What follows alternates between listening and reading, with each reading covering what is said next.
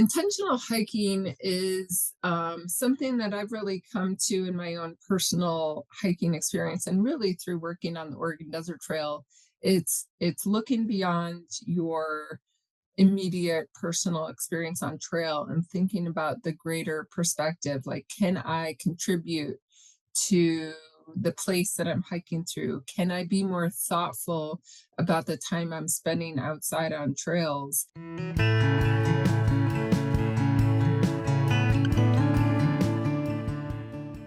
Hello and welcome back to the Outdoor Minimalist Podcast. I'm your host, Meg Carney, and I'm an outdoor and environmental writer and author of the book, Outdoor Minimalist, Waste Less Hiking, Camping, and Backpacking.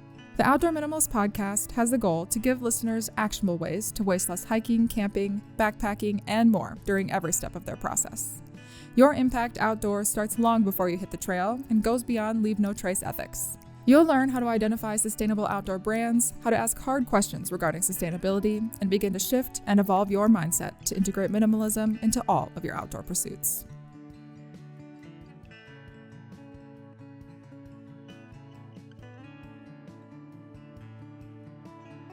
What is your intention when you head out on a hike? For me, when I go out hiking, my goal is typically to disconnect from technology because I'm on my computer all the time for work. And I want to reconnect with my body, but also the natural world. So that means I'm not on my phone, I'm not listening to music, I'm not listening to a podcast either. I'm typically hiking alone with just me and my dogs, and I often pick trails that don't get a lot of traffic. And to be honest, I usually don't even finish the trails. I just hike for a designated amount of time. I make stops to look at things. I check in with myself frequently. I play with my dogs. And of course, I admire the views. And sure, there's some days when I want to hike a specific destination or climb a certain peak, but most of the time, my daily hikes look more like leisurely strolls in the foothills of the Cascades. Well, in episode 145, we're talking about what it means to be an intentional hiker and how to be more thoughtful when you are out on the trail. This isn't just about disconnecting from technology and reconnecting with yourself and nature, though. It's also about becoming more engaged in the landscape and the communities designed to support them. To help me discuss what it means to be an intentional hiker, I sat down to chat with Renee Patrick. Renee is a creative who seeks to combine her love of design, language, nature, people, and long-distance hiking into positive changes for her communities and the environment. Thank you for joining me on the Outdoor Minimalist Podcast today. I am excited to talk to a fellow hiker, and so we'll just start with a standard question about how you got interested in hiking as an activity and how it fits into your life now. My story of hiking doesn't start until I'm in my 20s outside of college. So I grew up in the Midwest, and even though I spent most of my time running around outside climbing trees and things, my family didn't hike or camp. And so it was actually while I was a Peace Corps volunteer in West Africa, I read a lot of books. That was my one of my pastimes, my coping mechanisms was I was a voracious reader. I read a book about a woman who hiked the Appalachian Trail, and that was the first time I had ever heard of something like a trail that crosses the country. And I was just mesmerized by the idea of hiking all day, every day. So right there, even though I was in the first month of my 2-year service in my village, I decided that's what I'm doing after I get home from Africa. I'm hiking the Appalachian Trail. So I did. In 2002, I started in Georgia and made it to Maine in 5 months and 2 days. And I really loved it. In fact, I found a lot of parallels between life as a Peace Corps volunteer in a third world country and hiking a long distance trail. Things like I was okay being dirty. I thought about food all the time. Conversation turns to poop quite frequently and things like that. So, yeah, I didn't know that it would become a daily part of or such an integral part of my life until a few years later. But I kept hiking. I loved the experience. I started hiking more solo, and it was after the Pacific Crest Trail that I through hiked in 2006 that I decided, that's it. I'm going to try and find a way to get paid to live and hike outside and hike forever and have that be not only part of my job but just what I do. And so I've been trying to find the right fit for that and find the right my right place in the backpacking and outdoor industry ever since. Tried a lot of different things on. And I think I've right now, today, I've hiked, I don't know, around 12,000 miles. And I've already done, little bits of different trails so far this spring. And I just love it. The more I can hike, the better. So it's become my life. Like my life is now backpacking. Yeah, and you said that you wanted to, like, make it your career, so how does it fit into your career? Right. So it really was after the PCT, the progression was trying different things out. So I moved to Colorado and I did training to lead trail crews. And so I led trail maintenance trips around the state that year. Then I tried wilderness therapy. So that's what brought me to my home in Bend, Oregon. For 2 years, the first 2 years I lived here, I led wilderness therapy trips out in the high desert with teenagers. And after that, I started a small hiking a brand. I'm a hiker or a graphic designer and writer. And so I was creating these hiker trash designs, which is a name that we use in the backpacking community. It's sort of a term of endearment. Like we're all hiker trash, we're dirty, but that bonds us in a certain way. We do things that are ridiculous, but kind of have fun with it. So I started making hats and shirts, and I would screen print them onto recycled clothing and sell them and raise money for the Triple Crown trails. And then I started freelancing, and then I started after my Continental Divide Trail through hike in 2015. I worked with them as their first trail ambassador, and I really got a taste into what it takes to run a long distance trail and be on the other side other than just hiking it all the time. And I took that and ran with it. So when I returned home after the CDT, I took a job to help develop the Oregon Desert Trails. This is a 750-mile long trail in southeastern Oregon. So from 2015 on, it became my full-time job to help develop trails.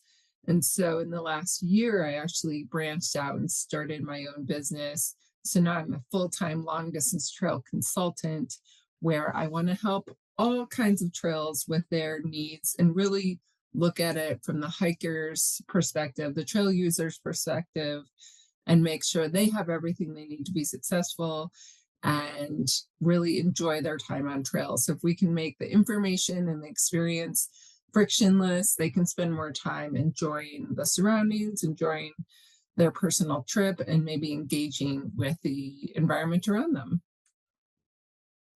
And you use the term intentional hiking a lot in your branding as a consultant. So, do you mind just kind of defining what that means to you and why that is such a big focus in your life? Right. Intentional hiking is something that I've really come to in my own personal hiking experience and really through working on the Oregon Desert Trail.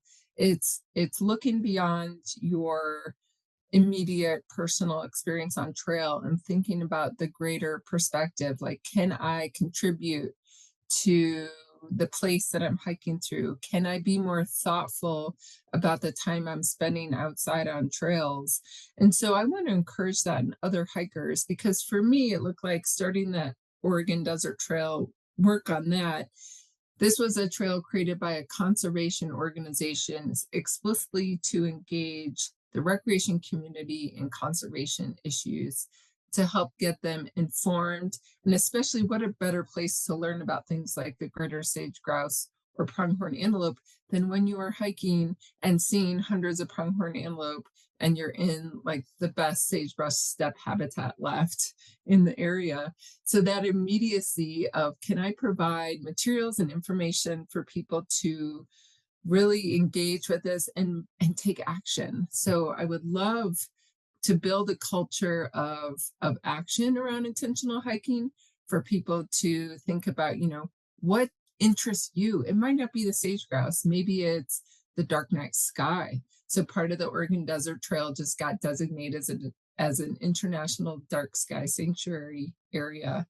So you can see the stars like nowhere else. Maybe you're interested in indigenous culture. And so the practice is really encouraging people to put some time and energy into thinking about what they want to get out of this hike, what they want to learn about, what they want to do. And a lot of that takes time before you head out to research projects you can contribute to research nighttime photography, to research a book or an ebook you want to take with you so you can learn while you're in place. And at the heart of it, it was my transformation of learning more about environmentalism and conservation as I was developing the Oregon Desert Trail, and then seeing the hikers come to hike and really identify that this was what set the Oregon Desert Trail apart was they an opportunity and an ask that they learn more, pay attention, and participate. And so that is now what is unique about this trail. And I want to bring that to other trails. What makes your trail special? What are the issues that are facing it? Who are the people that live there? And I think every trail has a personality. And I want to help trails find that and connect with their users and really activate them in caring in a deep way, whether that's participating in some trail work or joining, writing a letter to the senator about a certain issue that's affecting the trail. So yeah, it's a call to action. Yeah, and you mentioned that the conservation aspect was a big focus for the Oregon Desert Trail. And you gave a couple of examples of how more hikers can get involved in conservation efforts, but how would we be able to apply some of those conservation pieces to other trails around the country?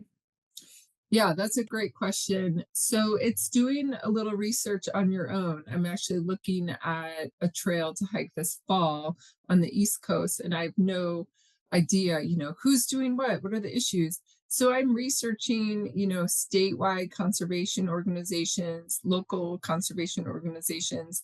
It does take some time to really sort of dig in and research, but there are some community led projects or what citizen science or community science projects, a lot of those that you can use as a hiker on trail using an app like iNaturalist, and you can record observations that will then go into research.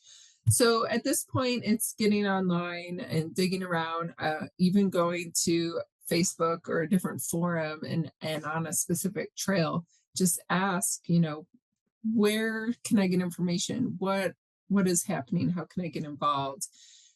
I would love at some point to develop sort of a database of issues as they relate to trails, but that's a long term. So it takes a little legwork on your own at this point.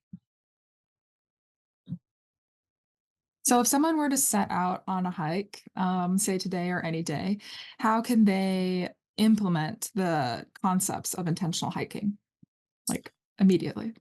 Right. I want to help guide people. So I've kind of broken the intentional hiking theme into a couple different categories. There's do, which are action oriented things you can do on trail. There's be, which are philosophical topics you can engage with and think about. There's learn, so specific things you want to learn about. There's a regional focus, so that's a specific place. Say you're on the Pacific Crest Trail and you're hiking through the Columbia Gorge, you can focus on just that place. And then there's create.